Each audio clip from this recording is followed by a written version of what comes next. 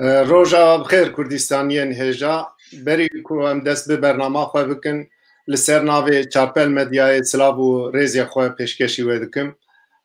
ایرو ام به سه میوان خوی هجا پیشبری و نه مجارامه سیاست دولت ترکی و سیاست دولت ترکیه نه عثمانتی و جنوب حواسا میثاقی ملیه وەکو مگۆ سێ میوانێ من هێژا ئیرۆ بمرەیە ئەزێ نەها vەگەرم میوانێ خۆ بووە بدم ناسکردن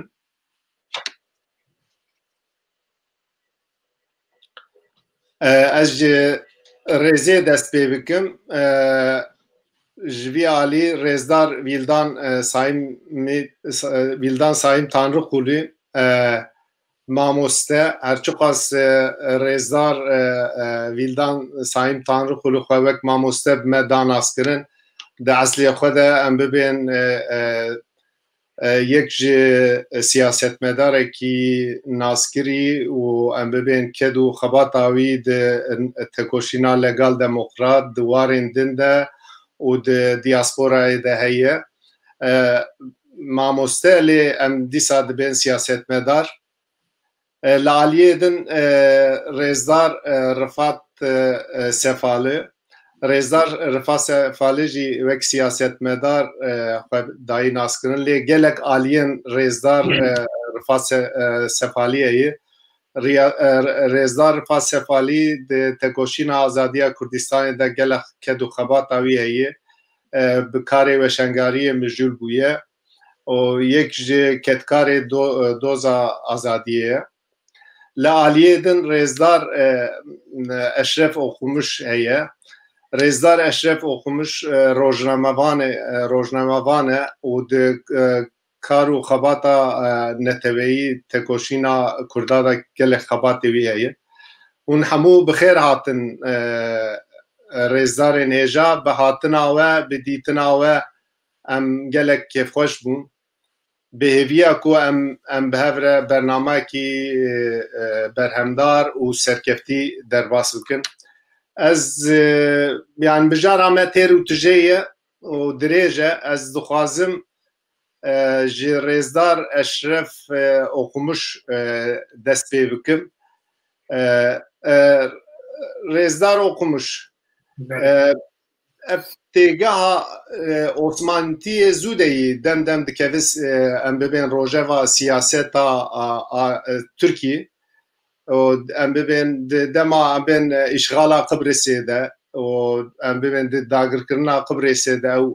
têgeh ket rojeva siyaseta Tirkî piştî wî em bibên dema Özal di warê aborî siyasî û em bibên ew perspektîfên Özal ket wê rojevê bi îxtidara AKP ji nû ve ev vejînek pê hat ji nû ve ket dîsa rojeva siyaseta Tirkiyê lê bi dagirkirina em bibên Efrînê bi dagirkirina Girê Spî bi dagirkirina Serêkaniyê bi dagirkirina Anka fiîlî îşgala Başûrê Kurdistanê ji nû ve em bibên ket rojeva em bibên Tirkî rojeva Kurdî ev siyaseta ne Osmancîtiyê wek rojnamevanek cenabê te kanî ev siyaseta ne Osmancîtiyê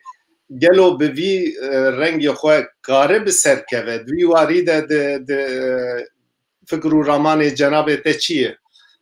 em te gudarî bikin fermo kek Eşref Belê di destpêkê da wextê ku 2011 da derma Bihara Ereba da wextê ku li Misrê pêşî li Tunusê û dûra li Misrê îsyana xelkê bi ser ket û îxwan li Tunus û Misrê hatin îqtîdarê wê çaxê AKP jî xwe wekî îxwanê Tirka dibîne wê çaxê wextê Erdogan çû Kahîrê ez bawerim guhdarê wî û temaşevanê wî جي مادونا پرتر بود پر پوپولر بود ولات عربا دان فلسطین جسی لاوا یک ناویوان طیب بود زاری نو ناویوان داتانین طیب ده وی چاقه اردوغان و حوالی ویدا امیده که پر مزن شیار بود که امپراتوریا عثمانیا دبنه آلا AKP دا شخو AKP جی وکی عثمانیا خو مسلمان دبینه دبنه آلا AKP دا امپراتوریا عثمانیا جنوبا وجینن امیده که پر مزن تیرا چه بود از کم ببرم كيك اشرف او هواكو دبيا بهارا عربا مرب بيجي بهارا نو عثمانجتي د ناف عربا ده ام ببين شكل جوهرا ام ببين دو دولة عربا ايرشيا تركيا باشور كردستان بتندي شرمزار كرن او هواك وام ببين اوي دبي دي او جولي رابويه يعني ام ببين فرمو از شخو بات ما ودري د سوریه دا شخو د سپیکا د ادارا باورم ادارا 11 دا اسیانا سوریه یا د سپیکر وچه امیدا اردوغان و هواری وی او بو شخو خلک سوریه را دگوتن برخو بدن حتی دمها امی ورن لمجرا اینه لجامعه اموی لشامه به هبره بکن یعنی امیدوان او بو که دما چند ماه دا سوریه جی بکره دست اخوانا و چاقش خو علما عربا جوان را حاضر بو و دکاربون هنک اوی خدا سرکبن لید سوریه دا تیک چون و حتی وقتی که طیاره روسا خستن و چاقو امیدوان هیچی او بو که آواقی پروواکاسیونه که اوسا بکن که کاربن بخو تیکبن سوریه و وان اوی خو بگی جنوان هدف خو لی و چاقو اوباما نهشت پشتیوی باورم هات نفساندن ویا به سروک استخبارات دا ناوی نهای بیرامن ده جوینه کی دا به امریکای اردوغان ده بجر باشه و سروک استخبارات هم لفره اویش تره بحثا سوریه بکل ناو سوریه چل بچه نابه اوباما گوت چرا گوت ام پرزانن اون سوریه چتکن از نخواستم لوی گوداری کن اردوغان اصرار کرد که نکر اوباما گو نه از گوداری نکن از پرزانم تل اون سوریه چو گو برات کن نه جوی رو جپی و تجمع بپرسی او خونه امپراتوریا که نویا عثمانیا دمرین او خون چون شوراوان نها شانتاج پرووکاسیون و تهدید اوانا جی مقابل حتی که ترامپ و پوتین اقتدار بن بسرد کردن شانتاج اردوغان و تهدیدی وی و پرووکاسیونی وی بکیری وانته چیه گوری جنابت شانتاجی وی چیه؟ ام ببین چه شانتاجی ام ببین اف دولتین کو ام ببین اندام ناتو اینه اف دولتین کو اندام یکیتیا اروپا اینه یعنی براستی ایرشین به پروالم بری ببین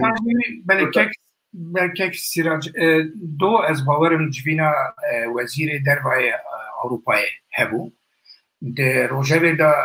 noktaki jeji ku ev Türkiye ceza bikin ya nekin. ji ber tehdîdê wî li behra spî. Çend welatê Avrupa Alman jî têda dibêjin ku em zêde bi ser Tirkiye ve neçin em ê wê çavê Erdogan tam bidin ku bikeve kuncika Putin ku nêzîkî Putin bike. Ji bo wî gere em miqate bin zêde bi ser ve neçin. Erdogan jî tam viya dizane. Dizane ku tirsa Amerika û Awropa herî mezin ew e ku ez nêzîkî Putin bidim. Erdogan jî tam Awropayî û Amerîkayî bi viya şantaj dike. û bi ser jî dikeve. Alê. Baş e kek Eşref em ê vegerin aliyê te. Ez vegerim aliyê kek Rifat. Kek Rifat. Wekî em zanin em bên dewleta Tirkî stratejiyekî danî ber xwe. Ev demeke em bibên bê perwa êrişî Kurda dike. Em bibên 40 kilometre ketî nav axa Başûrê Kurdistanê, Efrînê dagir kiriye, girê spî dagir kiriye. Vê cesaretê dewleta Tirkî ji kî derê digire? Yani em bibên gava de rêzdar oxumuş got yekîtiya Awropa civînê çê dikin, di derheqê wan de nikanin biryarekî bisînin. Ev hêza Erdogan ji çi tê gelo em bibên qerta em bibên penaberên ji ew ê bikartîne ya jî em bibên têkiliyekî wî nabêna Trump de têkiliyekî wî cuda heye ya jî em bêj bi rengekî din endamên Yekîtiya Awropayê em bibên girtî bin bandora xwe me dî em bibên di mesela Deryaya Spî de Fransa eşkere helwest danî em bên keştiyê xwe şand Deryaya Spî em bibên bi Misrê tatbîqat çêkir em bibên Yunanistan bi Misrê li hev kir lê ev hin dewletên Awropî wekî dewleta Fransa bi cesaret naçin ser ev siyaseta êrişkar ya dewleta Tirkî. Çi dibe tu di vî warî de cenabê te çi difikire? Fermo kek Rifat. Gelek spas. Ba min em xalxal gava ku hebin em ê bigîjin arman. Yani ev mesela ne Osmantiyê di mêjiyê insanên ku li Tirkî dijîn hemiyan da dibin mêjê wan da Osmanîtî radikeve. Ev Osmanî car carna bi navê Osmanîtiya nû derdikeve pêş. Vanazê û di hin kesan da zî wek cumhuriyetçî derdikeve pêş. Ev cumhuriyetçî û Osmantiyên nû normal mêjê wan da aynı tişta radikeve. Mêjê wan de misaqê millî raketiye. Ev misaqê millî her tim zindî dibe. Misaqê millî sê em wî gava ku nenirxînin em nikarin li ser Libyayê, Libnanê û li ser Sûrî li Iraqê hin şîroveya bikin. Bana tev girêdayê bi misaqê millî. Misaqê millî weke ku tê zanîn ew ke sonda millî ye. Yani ne ku hudûd kirinê ye. Ev misaqa millî wexta ku hatin di beyana misaqa millî da şeş heft xal hene lê ji bo me du xal pir girîng in. Ev xalana sê ji bo ew kê dorna hudûdan û di hudûdên ku destê wan da maye netev û kême rewşa netev û kême neteva wê çi bikin vayenge. û di destpêkê da hem cumhuriyetçiya ku ev Osmancîtiya nû zî weke ku cenabê te got bi Turgut Özal ve destdûra bi Ahmed Davutoğlu hin tiştna nivîsand û ji xwe ji vê şûnda zî Ahmed Davutoğlu ket nav AKP'ya û demek şûnda zî bû serokvezîr û اوكي تيزانين لي بالمجيء دا اوكي حدودين كود دما ميثاق ملي دا خاطيه دور بيشكرن السروان دسكن تب اوكيوان السرويه از هنا كي السر اوكي ميثاق ملي بسكنم د پیمانا مونترو و لوزانه شوندا جبرکو د مونترو دا حدود نو چرچبا کرن جه ترکیه در به عثمانیان ده و به لوزانه رازی tam تجراندن لدوی دمه دا مجلس ترکی دا 1924 da وک مبعوثا به یک ارتما که çekirin belavok ki çekirin ev belavok bir yek rezi hat kabul kirin u dve yek rezi da sinor u erken xwezi xuya kirin ji şeş ji penç beşan ev bu sinora wan ayekem navbatmu Halebe'ye van mıntıkayında bajar u bajara ki kumane dibêjin evana di hududê me de çina bajarana Antakya, İskenderun'e, İdlib'e, Belen'e, Reyhaniye'ye, Beriye, Cisri Şuğur'e, Babi Cebul'e, Menbiç'e, Cebali Semon'e. Ev yek ayekem. Adı do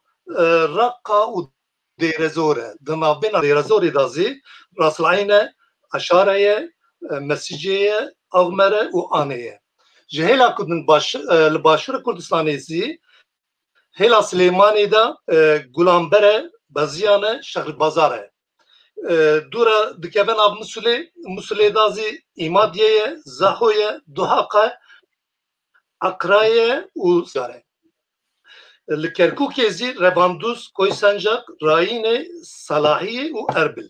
Muha ev bajarana hemmi وک او پیمانا 1924 دا پیمانا میثاق ملی دا هاتنا خیز کرن و دبن میجوی همی ترکان ده اف خیال را دکه اف خیال جار جارنا زندی دبه جار جارنا پر زیده دکرن سر evki لی هر دو beşi وانازی beşi ki وکه کو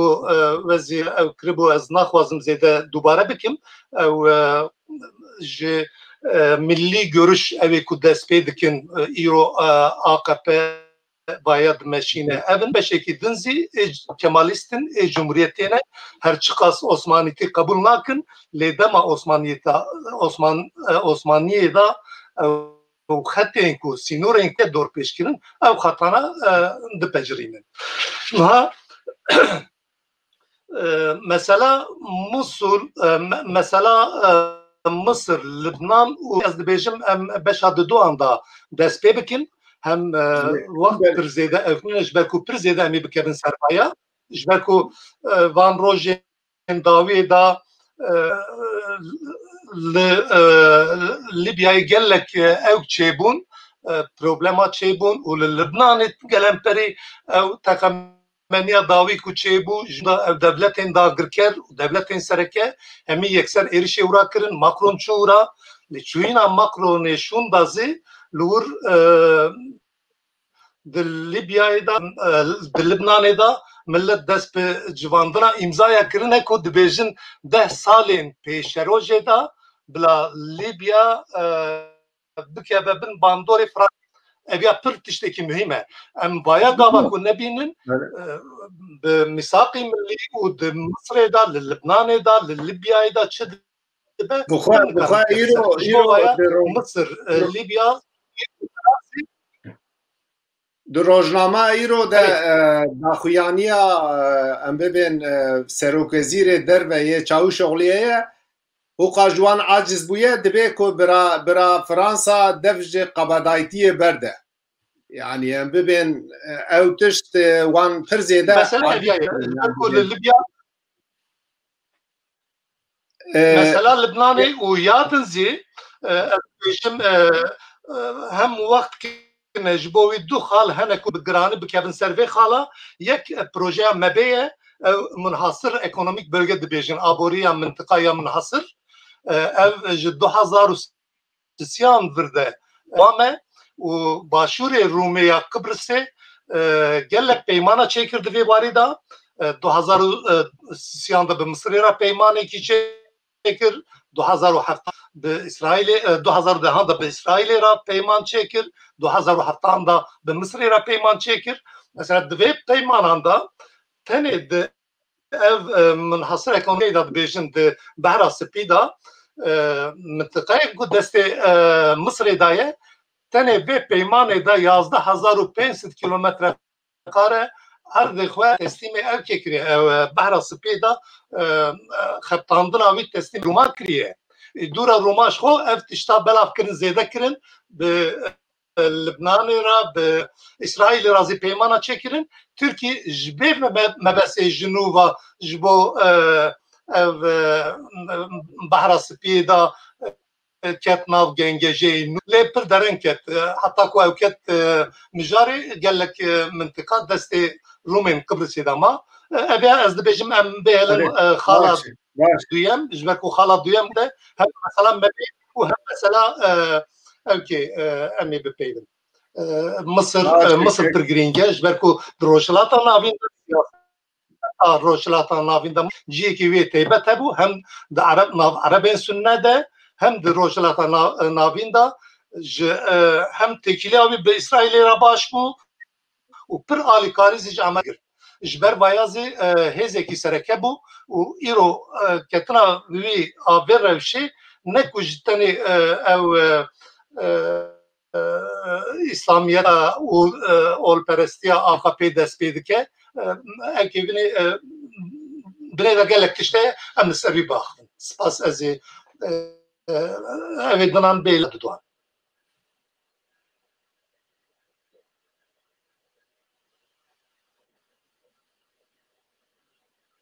Alo. Cemil. İçi bu.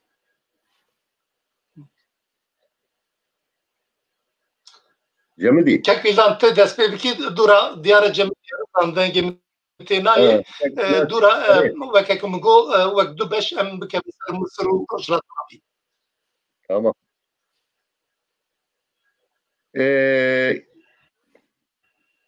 Kekşiraç usakuya yako Cemil'ye az jüve dere devam bikim. Kekbildan. Ha, tamam. Yekcana kare tekniki var ya aciziye kişiye. Usaya. Naha em veger naliyete spas kek Rıfat em bibin tespitin fikrin baş anizma. Kekvildan em bejin nakokiya Türkiye NATO didome. Nakokiya Türkiye u yekitiya Avrupa didome. Nakokiya Türkiye u Araba didome. Em bibin do İsrail u em bibin İmareta Araba bi nabençiya Trump lehev kirin. Türkiye ketî wer rewşekî xerab lê divê rewşa xerab de jî ev dev ji siyaseta xwe ya êrişkarî bernade. Berê Türkiye ber bi kî derê ve diçe? Türkiye dixwaze çi bike? Tu kare bi duî warî de fikr û ramanê xwe bêje em ê kêfxweş. Kekşiraç bana spas. Yani berya ku ez bikevim nav mijarê du tişt bi îzna hevalên beşdar û temaşevanan ew bikim. Yek ez çarpel medya pîroz dikim. Ev mekî derbas bû.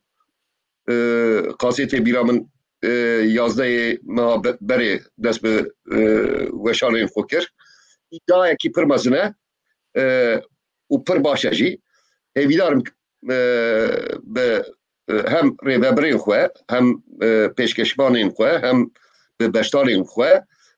bikaribe bibe medyayekî alternatîv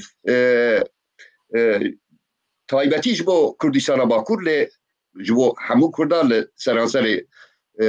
dinyayê serxêrê be û ez hemû ketkarên çarpel medya biryardarên çarpel medya pîroz dikim. Gelek spas Kekvildan, gelek spas valla tava. Tiştê ji destê me bê em ê ji dil عالی کار بن آدودیا تشتکی شخصیه قصری من نرن تشتکی شخصی ایرو پیرک من سرسال اوه اما بشورا جی یکیش بو و پروگرامی ما دفجه بردا از جوه داره شکران را امرکی دریش بصحت بختوار داخواز دکم به ایزنا و به ایزنا تماشاوان ما جویا دیاریه کی جویا باشتر تونه هم ببین پیروز به tamam و جارا كده قالك باس ازي جا اوكي بردوام بكم كرفات كان خالين قالك بنجهين مثلا عثمانيتيا نو سياسة تركيا نوها اني زمان باري تاريخ اويجي اوكر از لقالم يعني عثمانيتيا نو نبتني برتوكا احمد داود اولیا 2001 ده اوجی خباتک آکادمیکه تیزا پروفسوریا ویه 2001 ده چاپ بویه بنابه استراتژیک دerinlik کورایی استراتژیک و نه بتنه بوی آوایی کتیه روجبا AKP بقناعتها من يعني بخواندنا من تاريخ قمرة تركيا آنو بيغمان مرف بكماليسا باجي بجابه راجي بإيدنا راجي وكيكك رفات عني زمان غيري بدا لي عثمانيتيا نو إيرو كو ب فوكابولار بالزمان زمانكي پر إيريشكار زمانكي پر در aynı vakti de mettevet perest, nijat perest u mukaddesati jari Erdoğan ku serkeşi avid ke te zaman koka xo de tariha nû ya ew da li millî görüş bigire. Millî görüş bi qenaat hemin ne o yani tefekkura ne o Osmaniye دوان سالا دا احتمالا کی مزنه yani بخون نکاربون اوقاس بزمانه کی بکری بینن زمان اوقاس آشکره ده سالین شستی دا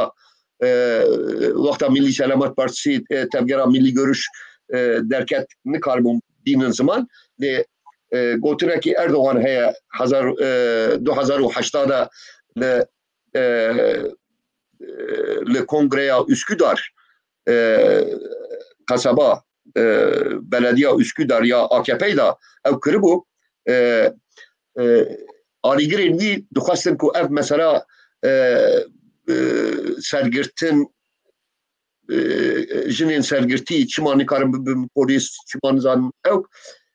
başta bir amen men zindi godari kırıbu ev akaftıra Erdoğan her du piyo be شداند دانی ارده گوت پاری صبر بکن اگر ام اقتدار خو دستراتی خو tam بجی بکن ونه ببینن که امه هر تشتی لگورا داخوازی و بجی بکن جه 2008 حتی ایرو 12 سال در باسپور تایبتی بان 5 سالین داویده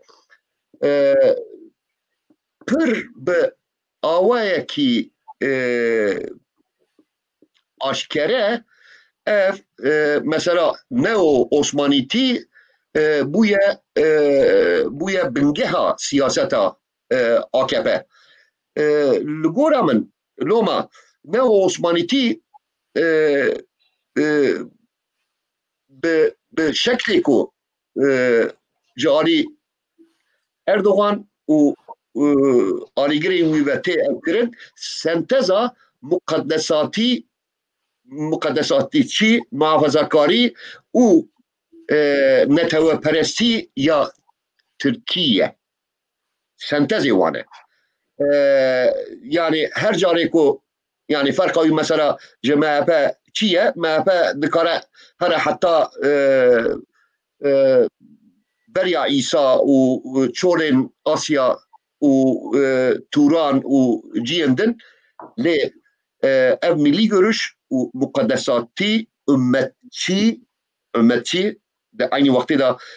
yani lüvur birazaret neyi faham kırım belki nabera tevgera Fethullah و milli görüşü ev farkı yani milli görüş و Osmanitiya nu ne ümmetçiye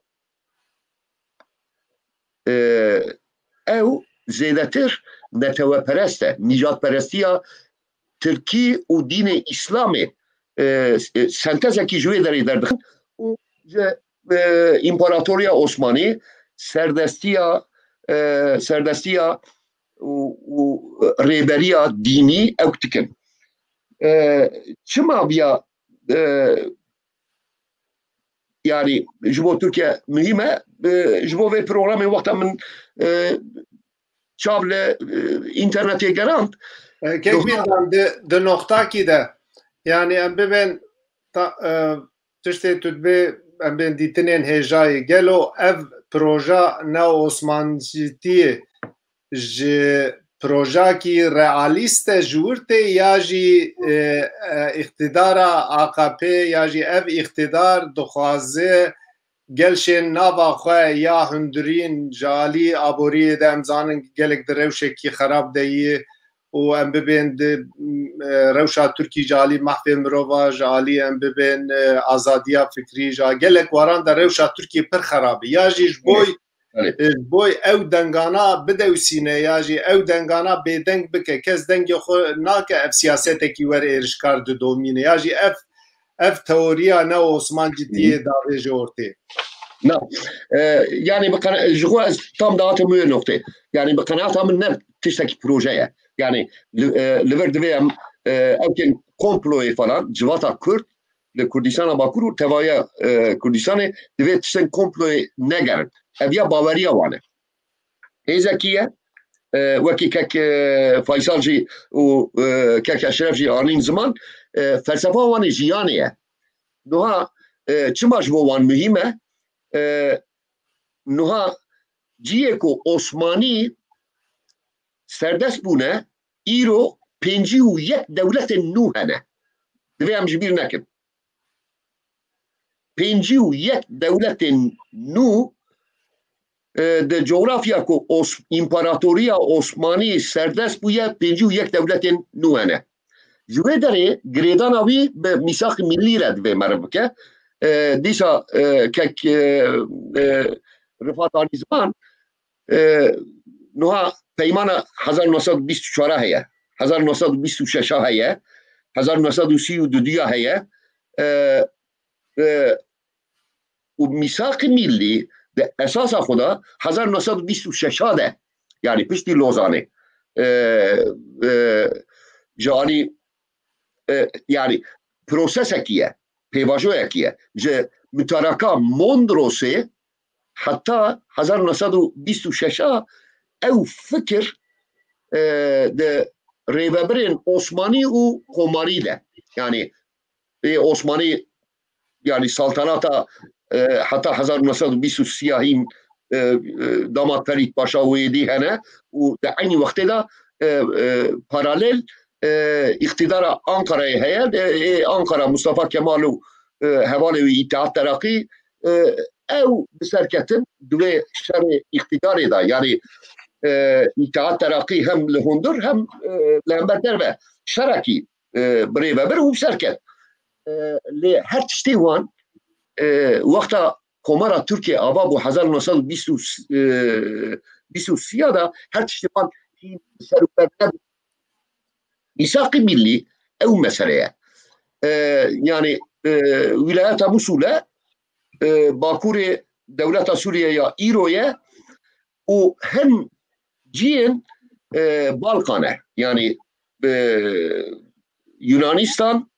و Bulgaristan'a yani misak-ı milli ne hemu erdeko ve çahe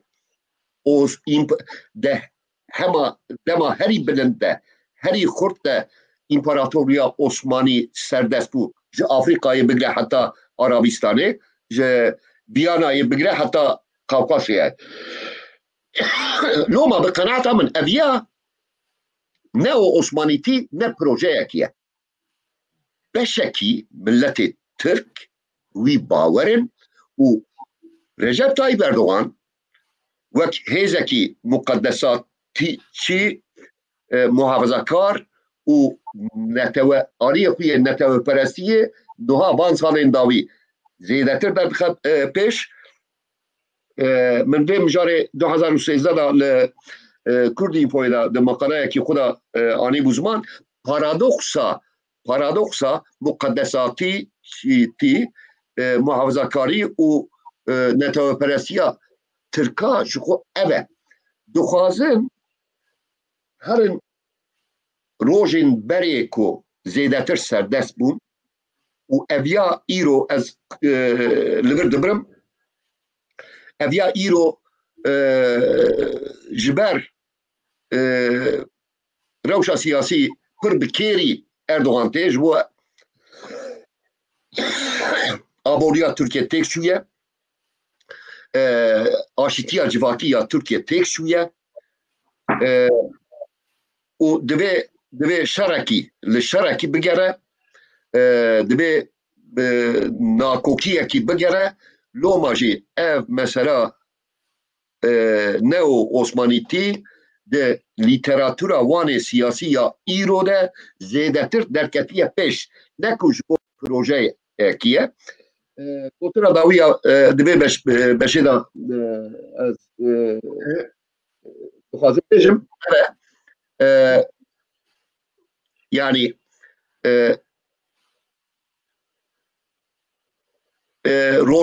rojhilata Behra Spî, Mısır,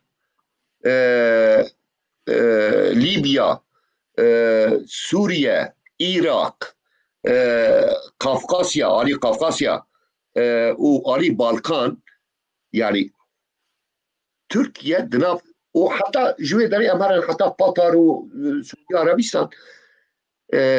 dorpêçbûna Tirkiyeyê de pirsa esasî wexta em bikevin Kûriyê mesela milletê Kurd e. Wilayeta Musulê, Sûriyeyê û pêşî lêgirtina dewleta serbixwe ya Kurdistanê ye neo Osmanîtî li aynî wextê da ji bo Recep Tayyip Erdoğan û partiya wî û alîgirên û piştgirên wî ew meseleye ku ev ya derxe pêş bêje binêre ku yani eger em biya bijî neynin em xurt nebin bay yên dixwazin Tirkiye perçe bikin ew jî Kurdin bi emperyalizmê ra bi Avrupayê ra bi NATOyê ra bi İsraîl ra yani evana tev evan kirasa tev li me tê kirin wexta pirsa Kurd tê ew kirin di destpêka pirsata de jî ew bû NATO, Yekîtiya Ewropa, İsraîl ji her sê gotinên yek ê rêvebirên û kesên ku neo Osmaniyê diparêzin ew e ku emperyalizm Ewropa, İsraîl dixwaze rojhilata navîn dewletekî serbixwe ya Kurd ava bike loma jî divê em li ew dibêjin yedî duvele qarşı Başê tekbîldan ez vegerim aliyê heta min ev e yani mesele başê em ê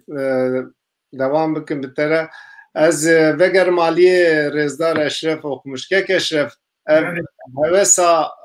Tirkiye ya ji nû ve mîsaqî millî tekbîldan bîstek berê got em bibên dixwazin rê li ber statûya Kurda bigirin naxwazin işte em bibên Kurd xwedî dewletekî bibe lê diyardeyên siyasî tiştê ku mirov dibîne em bibên divî warî de Tirkiye em bibên siyaseta mîsaqî millî dayî berxwe lê di aynî wextê de ev em bibên hewldanên wî ji nû ve vejinandina mîsaqê millî kare bibe sebeba em bibên niha tiştên di destê xwe de jî wenda bike. Em bibên em hemû zanin Kurd bi şerê Daişê derketin pêşiyê û dosaniyekî pir mezin ji Ewropa dîtin lê em bibên ji bela Tirkiye endamê NATOyê û bi têkiliya wî aborî wî ew heye ev proja ji nû ve hewesa mîsaqê millî li gorî dîtina we kane em bibên bi ser keve hûn çi difikirin di wî warî de? Ne hedefê mîsaqê millî û ne jî xewnên Osmaniye Osmantiya nû di rewşa îro de nemimkin e ku bi ser kevin ji ber ku di xewnê wan û realîta rojhelata navî û dinyayê ji sedî sed li dijî heve. Ez dixwazim hinek mîsala bidim. Niha Türk ketine Kurdistana Başûr.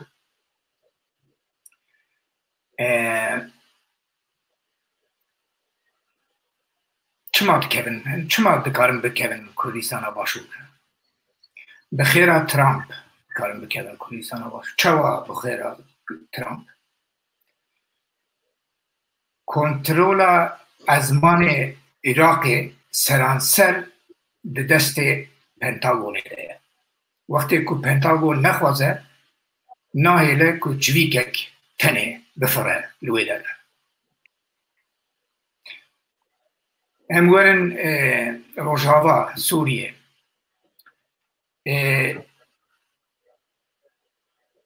Sê saet beriya ku Türk têkevin Afrînê Rûsa bi Kurdê Rojava ra pêwendî danî got win hazirin ku bi Esad re rûnin ya na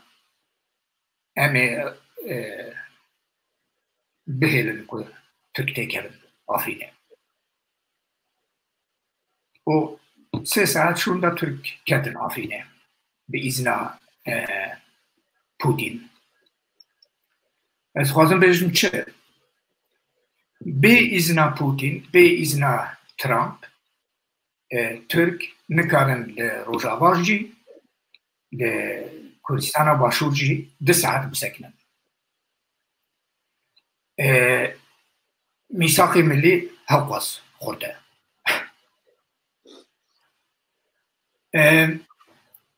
Bi texmîna min tiştê ku di behra spîda tê kirin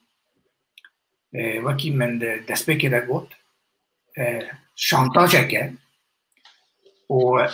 ew şantaj anha pir ecela Erdogan û hikûmeta wî heye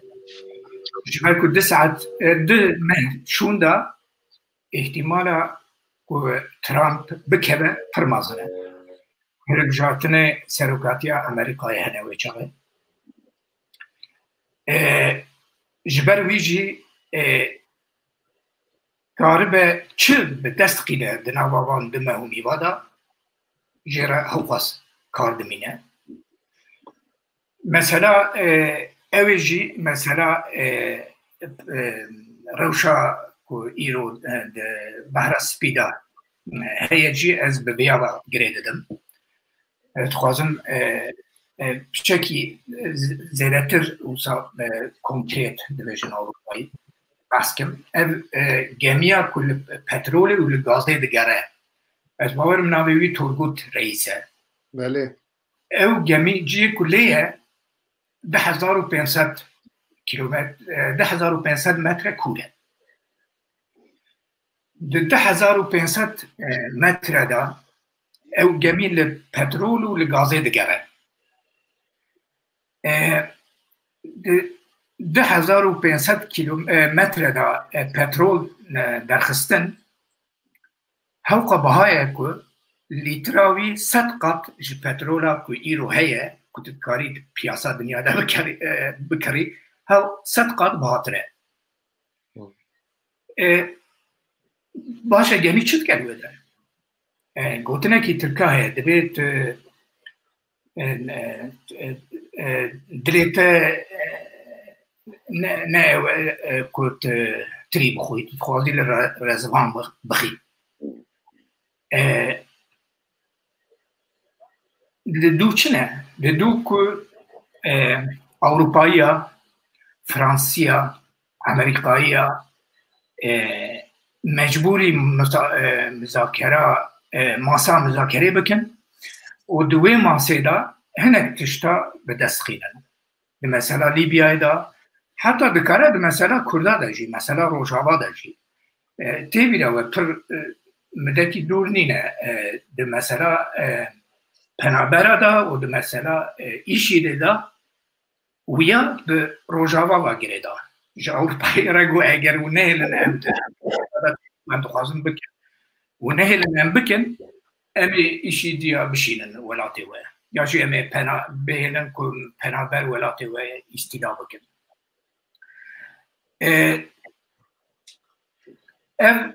لیم تشتکی دخوازم استثناء کی هی البته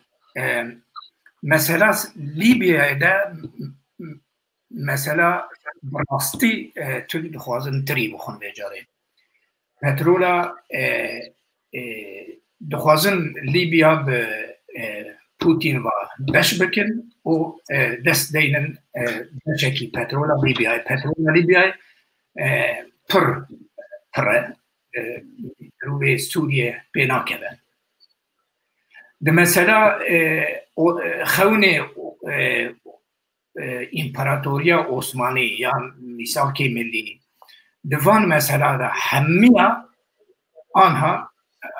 تف حالیانه هاتنه سر مثلا کلدان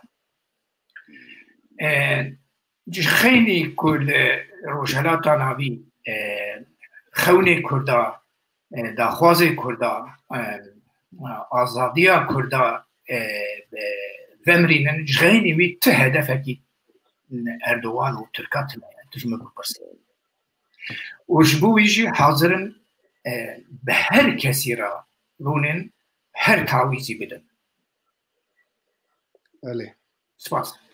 باشه گلک سپاس که کشف از بگرم علیه رزدار رفات سفالی کک رفات دوی وارد جنابته چه دفکره؟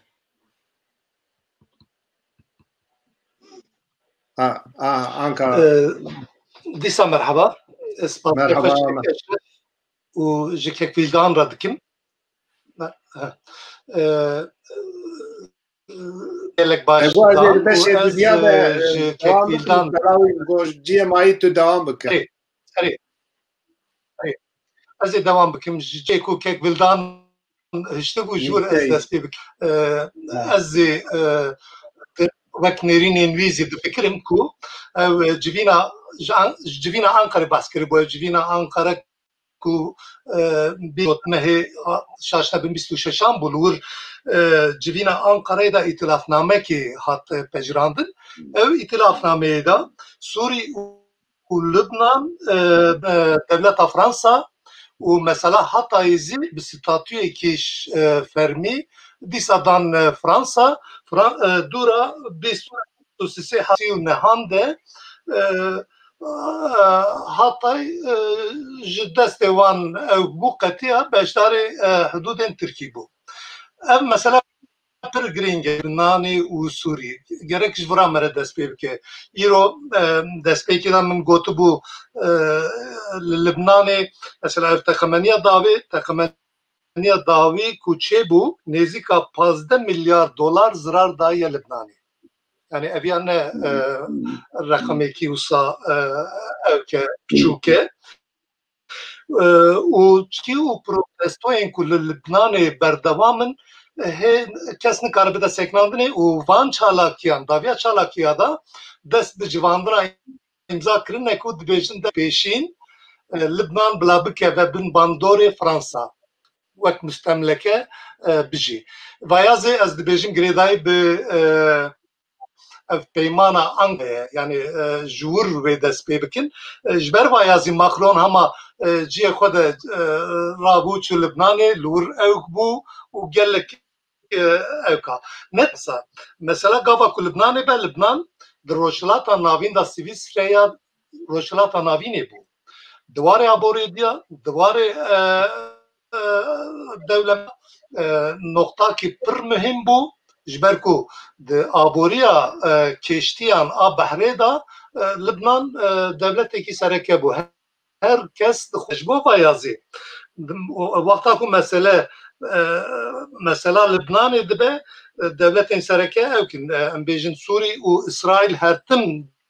divê evkê de çeke û vê texemeniya dawiyê da zî gelek kes henin ku divê provokasyonê da destê İsraîlê zî dibêjin dikare bibe ji ber ku ev kuştina Reîsê Cumhuriyê wan Mahkema wan divê demê da bû aynı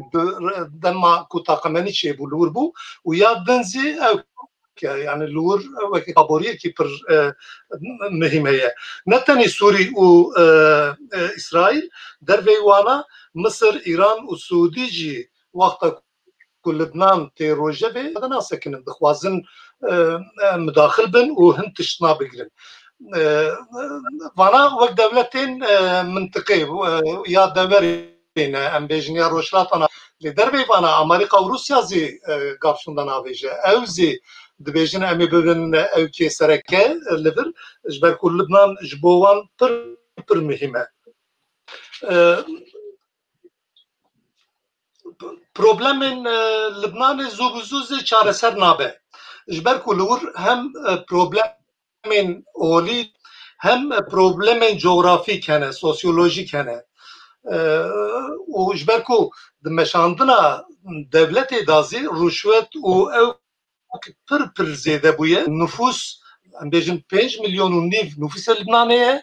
lê bîr vanekin milyon û nîv tenê biyanî ji Sûrî çûne ketine wir nüfusê 5 milyon û nîv de milyon û nîv biyanî li wir bicî bibin li wir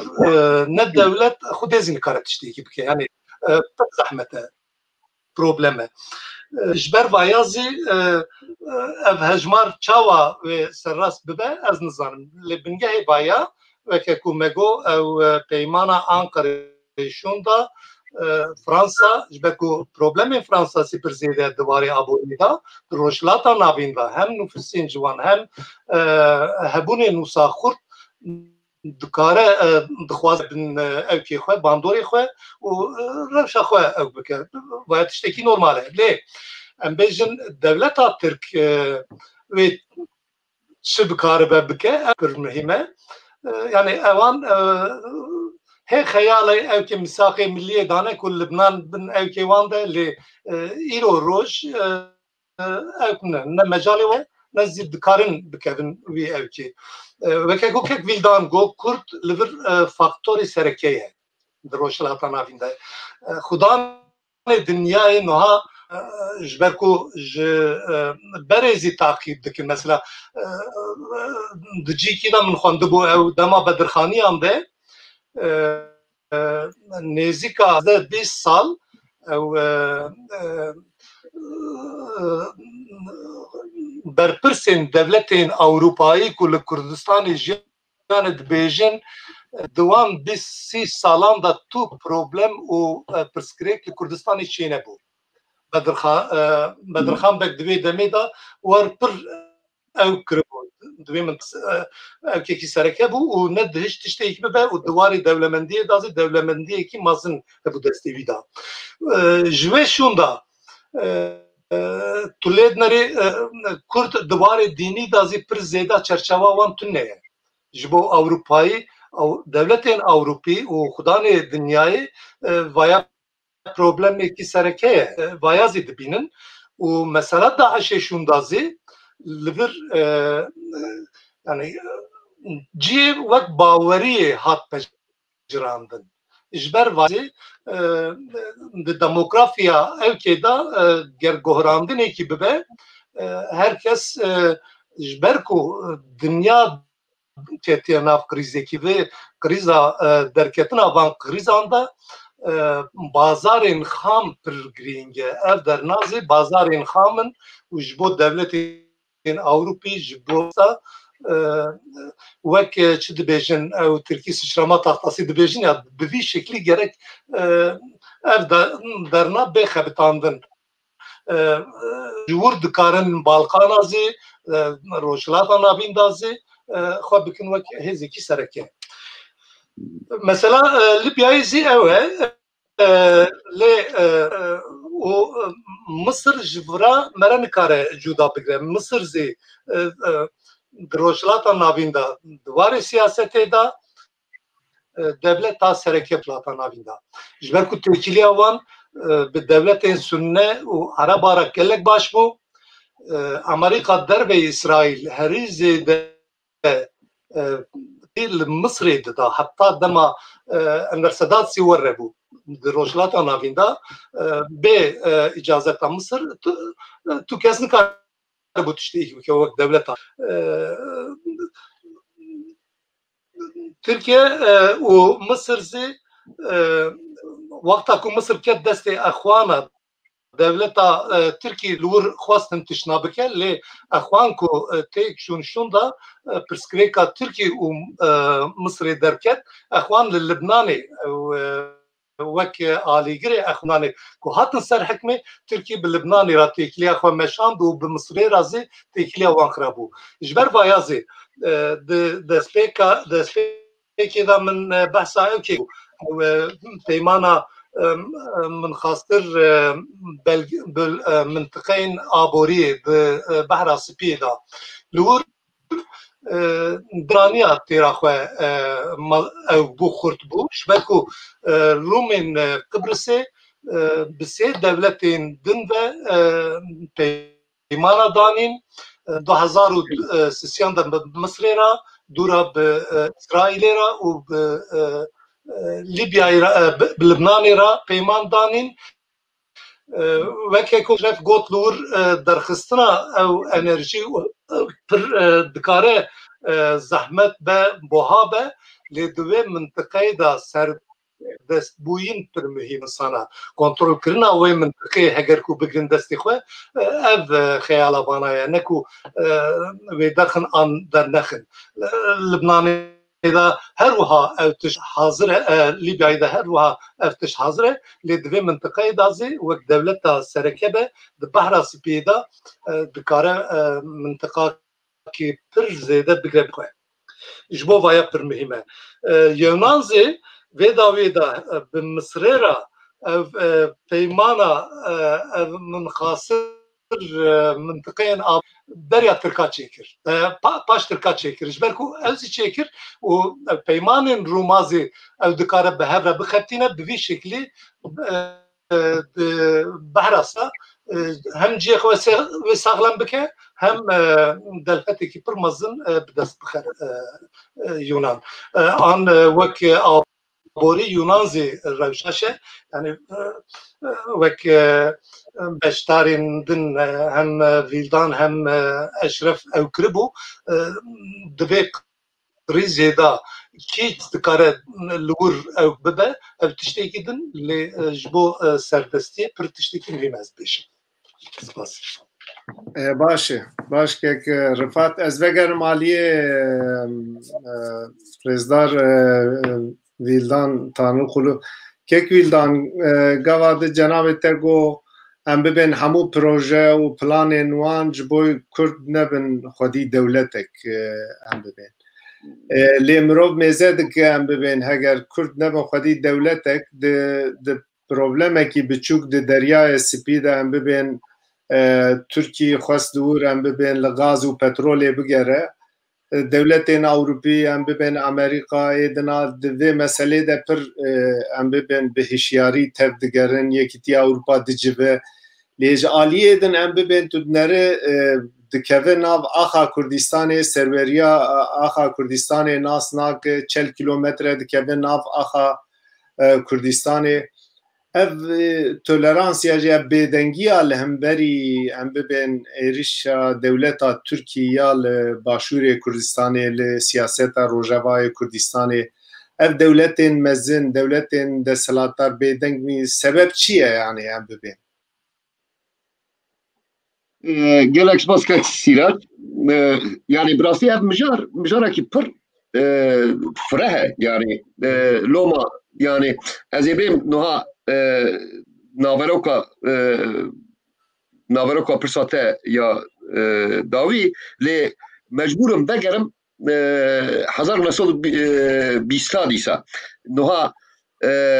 yani ev mesela Mîsak-ı Millî biryara Meclisa Osmaniye, Meclisi Mebusan ya 28 hin ev Türkiye Büyük Millet Meclisi Nisana 1920 da ava nebubu biryara ev ya son dekiye u dura vakta ku merev li xerîta Mîsak-ı Millî dinêre yani hin tiştê alî Trakya yani roj Bakurê roj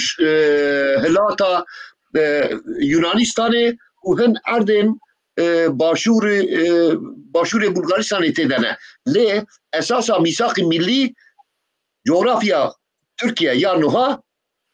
û vilayeta Musul ya dema Osmaniya ye.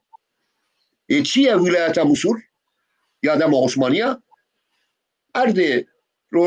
Kurdistana Başûr û erdê Kurdistana Rojava ye. Loma divê em Kurd yani tujara ji hişê xwe dernexin ku mesela de Osmanîtiya nû de jî iddiaya Türka neteweperestên muqeddesatçiyên muhafazakarên û yani hinek jî Türka ew e ku Kurd nebin tu tiştekî mesela Behra Spî jî ew e mesela Libya kek Eşref pir rast ku yani ihtimalek mezin e yani di van êrişkariya van salên dawî ya Tirkiyeyê da belkî li ciyekî ku Tirkiye bikarbe parî tirî bixwe mesela Libyayê yani yani li wê derê eger ku yani Fransa û İtalya û Amerika bêlin ku tenê Tirk û Rûs li Libyayê li hev bikin belkî ji wê derê parî nam bixwin parî menfaet bi dest bixin û bi qenaeta min mesela Libyayê da Recep Tayyip Erdoğan parî hestiyekî avêt ber Kemalîstên Türkiye jî ber CHP jî ji bo ew bikin bêjin ku yani Mustafa Kemal komutanê Trablusgarp bû yani evana nahêlin yani avakarê partiya wan damezrênerê partiya wan li wê derê şer kiriye em derin li wê derê menfaetê xwe diparêzin lê CHP naxwaze Mustafa Kemal kî birê bibe li wir belkî tiştê psikolojîk ji bo propaganda bikar bînin ew mesele jî heye lê ez bêm ser pirsa te esasî çima dinya bêdeng e kek Eşref de destpêka îzahata xwe ya yekem da tiştekî pir mühim got niha yani kes ne aşığı çavê me ye û ev ji bo Tirkiyeyê jî wisa ye yani nav Tirka da jî wisa ye niha yani tiştên ku niha li Tirkiye çê dibin wisa teheyyül bikin wisa bifikirin ku li Tirkiye Kurd tune ne tu pirsa millî tune ye ev tiştê ku li Tirkiye çê dibe yani ya hayal bikin yani ne mümküne li ber pirsa esasî derkeve ortê ne di nav Tirka da muxalefet heye ne jî Kurd bi xwe hêzekî ne em bi xwe ne hêzekî bin em bi xwe ne xwedî vîzyonekî bin em bi xwe ne bihevra bin em bi xwe yekîtiyekî irade ya siyasi ya milli me bixwe ava nekiribe her roj em de pirsên gelek biçûk da li hember hev bin walla ne Amerîkî yani bêguman li ber rezervasyona xwe li ser ji bo ew tehlîla kek eşref ew dikim yani Trump û Biden û demokrat û yani cumhuriyetçî ji ev du cuda ne siyaseta wan ê dinyayê da siyaseta wan ê xarijî de lê yani wekî guharekî divê em ji bîr nekin kurê xelkê ne aşiqê me ne kurê xelkê li dû berjewendiyê xwe ne menfaatên xwe ne raya giştî ya Swêdê dikare yani derkeve kolana yani bi roja bimeşe yani grevên birçîbûnê bike bêje ku hikûmeta me çima piştgiriya Kurdan nake lê hikûmet nikare bike ancak dikare heta tiştê ku heta niha kirine ancak dikarin wan tişta bikin ji wî zêdetir nikarin bikin mesela peywendiyên Yekîtiya Ewropa û Tirkiye jî wisa ne yani li Tirkiye muxalefetekî tune muxalefetekî ku bibe alternatîfa desthilata siyasî ku yani Yekîtiya Ewropayê ra li ser bingeha hukûqa Yekîtiya Ewropayê li hev bike tune ye yani Recep Tayyip Erdoğan ji yani ji 2007 de yani nabera 2002-2007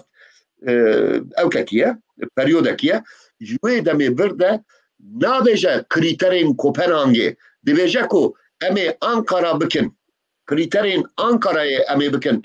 krîterên Yekîtiya Ewropayê û yani Kemal Kılıçdaroğlu jî ya jî yani nûnerê wanê din partiyên din jî derdikevin dibêje biz em ê serî ber Yekîtiya Ewropayê daneynin Ewropî nekerin Ewropî dixwînin Ewropî talîl dikin Ewropî pîdanê 20 sal şûnde dikin ne muxalefeta li Tirkiye ne li her çar perçê Kurdistanê tevgera millî demokratîk ya Kurda nikariye bibe hevkarê dinyayê loma wekî dawiya ewkê xwe ez bêjim wekî ku te got ji bo bihostekî ava behra spî qada yani derxistina evî jî kek eşref dîsa anî ziman yani 2005 metre binî yani derxistina wî dexet ji firotura wî guhatire yani ji bo wî Fransa yani kare tehdît bike tehdîda şerî bike Yekîtiya Ewropa wisa Amerîka wisa lê li İdlibê İdlib dibêjim li Efrînê li serê Kaniyê hezara însan li Kobanê bi hezara însan wexta tên kuştin pir ew ê bêjin ku yani em biya mehkûm dikin ji wî zêdetir heta ku em dinebin heta ku em ne di wê quwet û di wê vîzyonê de bin ku em bibin hevkarê wan li ser bingeha menfaata wan û menfaata me yên millî maalesef wekî te got yani hîn ew ê wan bike ew ê bêdeng yani dengê wan ancak ez ne di wê qenaetê de me ku yani wê gotinê dixwazim biborînim ne bêdengin lê dengê wan kasê ku bikaribe me tatmîn bike dernakeve problem li wê derê ye û wê demê jî em rojekî dibêjin kahrolsun emperyalîzm rojekî din dibêjin bijî emperyalîzm ev rojekî dibêjin yani dostê me dünyayê yani ne tenê çiya dostê me ne roja din em dibêjin yani hemû dünya dostê me ye ev ya kêmbûna stratejiya me ya millî û demokratîk e millî û demokratîk tabii ya ew münaqeşeyekî din naxwazim mijarê lê ez dixwazim ji avalê teknîkê bipirsim gelo pirs hene pirs tune bin vay pirsek rêzdar Bedran Acar pirsiye pirsa min ji kek wîldan re baş e di nav van hemû tevliheviyan de dibe Kurd hem de navxweyî hem jî li cîhanê siyasetekî çawa bimeşînin serkeftin ji we hemû beşdaran. Rêzdar Bedran Acar ji cenabê te pirsiye. Belê, silavê xwe germ ji kekê xwe hêja Bedrana ji vir dişînim ji xwe ew mesele bû min xweş ez bînim ziman. Kurd ne yek bin. Kurd stratejiyekî millî û demokratîk divê hem millî be û hem demokratîk be. Millî be ji bo yani serdestiya millî, demokratîk be ji bo ku bikaribe bi dinya demokratîk re li ser hêjayên demokratîk lehev bike. Lehev bike. Li vir yani gavadirê min xweş ez bêjim yani ez naxwazim mijarê bela bikim. Yani niha tevgera Kurd heta ku bi navê PKK bê wekhevkirin îşê me zehmet e li Kurdistana Bakur. û PKK ne tenê li Kurdistana Bakur aktif e, Kurdistana Başûr jî wisa ye, Kurdistana Rojava jî wisa ye, tesîr wan belkî li Kurdistana Rojhilatbarî kêm e. Van faktora divê em pir baş hem takekes şexs hem hêzên siyasî, partiyên siyasî divê baş li ber çawa bigirin û viya jî bi gotina çênabe. Bir vizyon çêde be. Ez divê qereatê de me ku ji 1981 de ji Kurdistan Tealî Cemiyetî heta îro rêxistinên Kurdistanî Kurd nikaribûne programekî, vizyonekî neteweyî ya kamil ya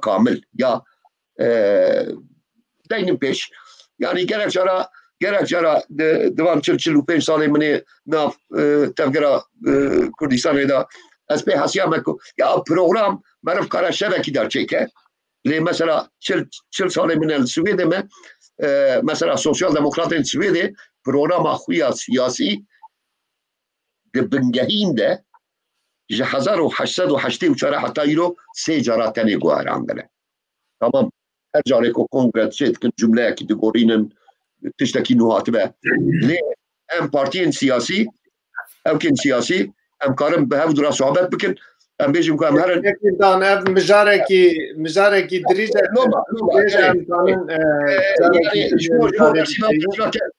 Bedran jî mesele tevgera Kurd e, vizyona Kurd e, yekîtiya Kurd e, yekîtiya siyasî ya îradî yekîtiya siyasî ya îradî ya milletê Kurd e. Ev hebe dünyayê me ciddî bike û dengê wan zêdetir derkeve ew tuneve dengê wan jî îro zêdetir ez ne divê qenaatê de me ku derkeve. Gelek spas. Baş e. Ez vegerim aliyê Rêzdar Eşref oxumuş. Kek Eşref. Belê. Divê tevgera Kurd bi giştî siyasetekî çawa bimeşîne ku em bibên piştgiriya dewletên ku hêzên ku em bibên şikil didin dunyayê. Divê rêkî çawa hilbijêrin em bibên li hemberî ev siyaseta dewleta Tirkiyê ya dagirker ya êrişkar divê rêkî çawa bimeşînin, stratejiyekî çawa bimeşîn ku em bibên bi salayî tu cenabê te li Ewropa dimîne tu siyaseta em bibên Ewropayiya ji nêz de dişopîne. Divê Kurd rêkî rêbazekî çawa hilbijêrin ku karibin ev bên anka sempatiyekî li hemberî Kurda heye. Diraya giştî em bibên gelek dewletan em bibên bi hawayekî erînî li Kurda mêze dikin. Lê ji bo piştgiriyekî xurt ji bo refleksekî em bibên gava de kekbîldan jî got em bibê ji bo behra spî di petrolekî gerandinê de qiyamet radibe lê dikevin axa me lûr me qetil dikin em bibên duroberî em bibên di otomobîla general kuştin. Divê Kurd rêkî çawa hilbijêre siyasetekî çawa hilbijêre ku em bibên sempatiya ya jî piştgiriya ji evê bikire. اری ام ببین که بیلدان گو ام ببین سیاست برجوندیه لی سیاست دانی وقتی دم بین آواکرنا استراتژی کیه جی دبی آنکا کرد ریکی چاوا هل بجیرن گوری جنابته برای هر تشتی دبی ام رئالیتا هیزه مزن ایکو ام بوان را دانوستندنی مهنه روسیا و امریکا دست بکیده بسری دا وکی دیجی اروپایی یکیتیا اروپایی بگوره از گره تشتکیل بیدر داری کی وکم سورا من میزنه که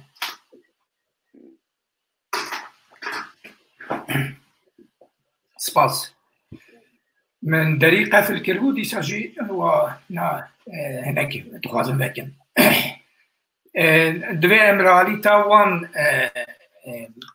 باش بزن بن او سیستما گلوبال کو پشتی شر دنیای اددیا هاتبو آوا کرن به همی دکلراسیون خوی یکیتیا نشتیمان دلجی دکلراسیون یکیتیا اروپا دلجی ای رو جهدو کتنه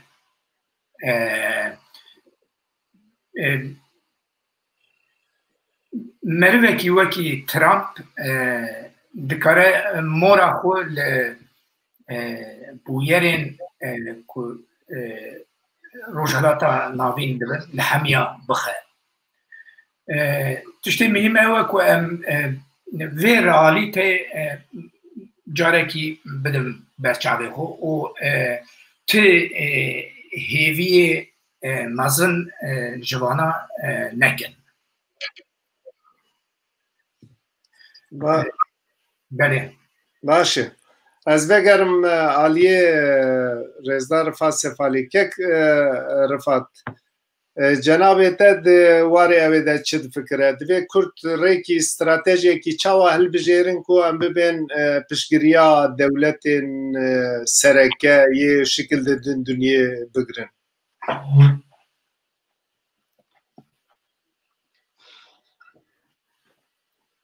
دیسا سلاف ما از نخواست من تشنا دوباره بکم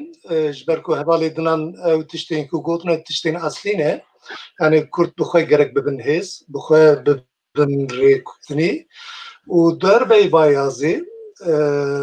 شرط و مرجین دنیای جی دوی او که دا پر مهمه یعنی حساب بکن دناف ام بیجن سالا هفته‌ای و هفته و پنجاندا کوچه بون قویمین پر بویرین مازن بون و ریخسترین کرد پارتین کرد پر زو بلاف بون گش بون و نکو پر بکیراتنا نبو کو ام مصاف گش بون مازن بون شرط و مرج دنیای ویا او دکر لشرطین ایرویندا سالن من مشاند yani nav Kurdan da hen rexistin ku derketin peşiya gellek tişta girtin peşiya bir rexistin yani hen tişta ne diro ke vrda gava ku merabin rxine dikare bigije encam ki em bejin dema misaku milli me bahs kiribu dve demi da cara yekem evke cumhuriyeti da Kuvayi Milliye dest pê kiribu rapora Kurd hazır kiribu dve rapora Kurd da şeş heft xal henin li duxne yek evke dibêje li Kurdistanê da gerek valî û kaymakam û nizanim çi vana ji eskera bicî kirin a duyem zî evke asimilasyonekî yani ev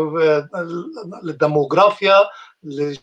jiyana soxilbûyîn û demografiya Kurdistanê gorandin yadin zî zarokên sêvî gerek em bigirin perwerde bikin dîfedar yani van her şey halanzi pır mühimin. İro tulledneri aynı tişta irozi berdavamın carca birexistinin Kurda va işanazi pek anin devlet u düşman mıxabın em hatın geçtin ve hali yani çavamış ve evki derkebe برای پر حساب بود مدگو شرطین مین هندرین هنه شرطین مین دروی هنه شرطین مین هندرین کو پیک وره دروی و پشکریا شرطین هندرین بکه امی بکاربن سیستم زی بگورینن لی ایرو ور او بویه کو شرطین هندرین جارجانا تو قیمت مایه شرطین دروی دکاره دو هندر ده گلک تشتا بگورینه ایرو هاتیه و مرحله کو د کردستان انتشناب به او کسین کو او دولتین کو خودان دولت حساب دکن اوانا هگر کو بریار بگرن ولا دکارم بجیبین لباشور تیب شری براکوجی بو مجال کردان ما بو وقت دفاقتو دولت سیلور آواکرین لبن خطیزی عین التشیب bu Rojavaya Kurdistan'ı da. Leyl Bakur ev hinektin zore jberku tiliye devletin da girker o ev kezi dinavdeye emi çava bikarbin ve ev ki derkevin şert bu vaktre bi ev ki ragredaiye yani ev fırsanten ev ki kubike ve dest kurda Kurd ve bikarbin bugün. Liberya bayazı gerek birexistin bin, behez bin u daxwaze wan çiye ve çibkin jino hava gerek çerçeve wan u proje wan desti wan da bibin. Ve proje çerçeve em nikarin tutuşteki bikin. باشه که رفعت گلک سپاس هدیه دی مجارکی درجه هدیه دی امتن تالیا برنامه خواه yani her xale ki bixwe mijara bername kiye em bibin ji bo wî em hatin wexta me jî way ber bi tijebûnê diçe ez vegerim aliyê kek eşref me wî dest pê kir ji wî em ê dîsa biqedînin gotinê we Îtalyê çi ye kek eşref hûn ê çi bêjin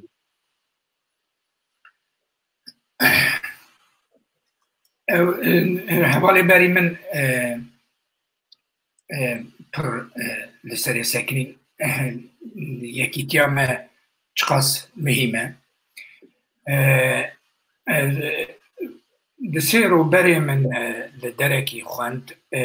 hûn dizanin di nava Kurdê Rojava da halê hazir diyalogek heye ku karibin bi hev re hereket bikin bigîşin hev û diyalogek ku Kurd ter li her derê Kurdistanê dixwazin ku serkeve yek ji serokê PKK Cemîl Bayik dibêje ku rast nabêje lê ez tînim wê manê ez bawerim fermandarê SDF li Rojava mazlum Kobani spasî Mesûd Barzanî kiriye ji bo ku rolekî baş lê îstiye di diyaloga Kurda da divê di reportajekî da dibêje tu kes nikare ji dervayê Abdullah Öcalan spasî yekî din bike. Ez bawerim mazlum Kobani spasî Mesûd Barzanî kiriye ji bo rola wî pozîtîv. Niha ez gelekî fikrî niha eger Cemîl Bayik gotibûna spasî min jî bike ya jî spasî Abdullah Öcalan jî bike. Min ê wê çavê pir makul dît. Lê dibe spasî Mesûd Barzanî neke. Ev mêjî problemeka mezin e. Ne ممکنه نه تنه نوا PKK دا ev mentalite ev zihniyet hebe mümküne de nava Kurdê de jî hebe lê ev misaleke pir xweş bû di rewşa îro da ku her kes ji her alîva êrişê me dike li me dixe û gere em bi kêmanî êrişî hevdû nekin li hevdû nexin di rewşeka wisa da mesajeka wisa pir li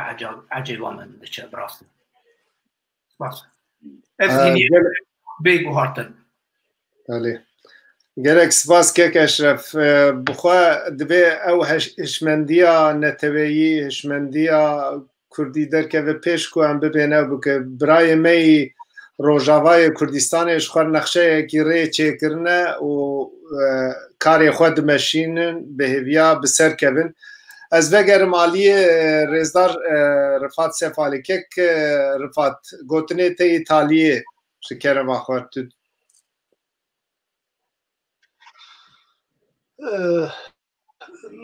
kek Eşref ez dipejrînim lê yani yekbûyîna me tiştek ku em bikaribin bi hev re bikin ev pir mühim e ji bazê berêzî min gotibû gerek çerçevak me hebe yani em Kurdistanî bin û gerek xetên me hebe çerçevakî me hebe û bi vî zê em bikaribin karê xwe siyasî û ew kê bimeşînin bi hev re bimeşînin yani car carna em dikarin avayiyên cuda cuda ava bikin û li wir kar meşînin lê ji dîrokê tu lê nerê ji qas ku navbeyna hêzên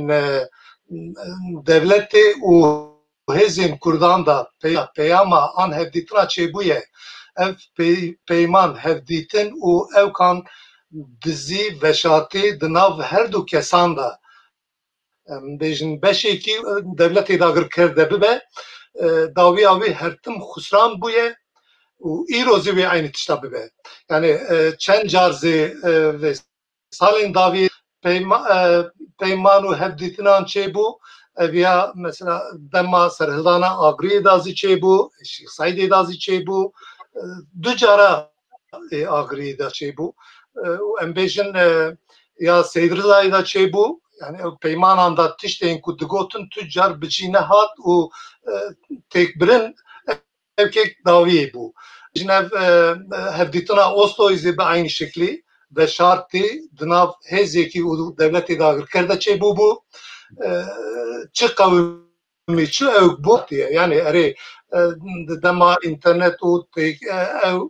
teknolojiya pêşketî de hin agadarî hin ew em pêhesiyan lê bi vî şeklî nabe yani ku gerek bibin yek kêmanî di xetekê de bikaribin bi hev re kar bikin ew bên bahev û xetên xwe yên sorzê dayînin û Kurdistanekî xwe zî bigirin pêş xwe erê baya dikare nebe dikare muxteriyet zî be ev zî ji îro belkî evkekî baştir e lê ji ser welatekî serbixweyî zî gerek paşûn de neyê avêtin bi vî şeklî ev rêxistin û avayiyên Kurdan gava ku bên bahev yekîtiyekî çêkin yani baya nabe dibe yekîtiyekî îdeolojik politik wek bere wek cephe wek ene bi vî şeklî gava ku bimeşin wê bikaribin têkiliya wan ên dagirker de zî her tişt eşkere vekirî bê meşandin û ew bibe yani vaya gerek bîr van nebe û spasiya xwe ji we re zî dikim ji hevalê dikim spas baş gelek spas kek Rifat mijara yekrêziya Kurda û mijara bere û mijara ew din bi tena serê xuya bernamekî din em bêviya ku carekî din em vê mijarê gengeşiya vê mijarê bikin ez anka vegerim alî rêzdar Vîldan Sayîn Tanrıkulu kek Vîldan gotinê te Îtalyê tu karibêjî me bêje Keko gotinekî Kurda heye vê diz ji malê be xesara meriv tu cara dawî lê nayê yani mesela pişkiriya dünyayı jî mesela kek aliye ki ani zaman az mesela Kerkuk'u az bejim mesela referandumu az bejim mesela yani şerê navxwayî ya nabera notu sê heta notu heşta ku Albright heta destê Mam Celal û Kek Mesûd li Washingtonê ket navbera wan لبناني 2003 چه ندبو 2005 چه ندبو يعني تاني تاريخا 30 سال داوي ام لبر چاوي خو بگرن وقتا كرد كردستان باشور بهفره بونه كرد گاوين گرینگ بدست خستنه نحو جاي امهرن يعني تاريخا فيتنام وانغولا و لاتين امريكا وجيندن تاريخا كو 5 ساله ام لی دجین تاریخا 30 ساله داوی al Kurdistana başur پر aşkere nişan dede vaqta Kurd lehev kirine dünya li pişt wan bûye dünya xurtî li pişt wan nebû ve jî Kurd dîsa bi ser ketine vaqta Kurd yani diz ji malê be maalesef polis nikare tiştekî bike Otura mına daviye ve az spas kim je çarpel medya gelek spas kim her du hevarê neja yên kek Eşref û kek Rifat û gelek spas bê te taybetî dikim ji bo ku te ew îmkan da ku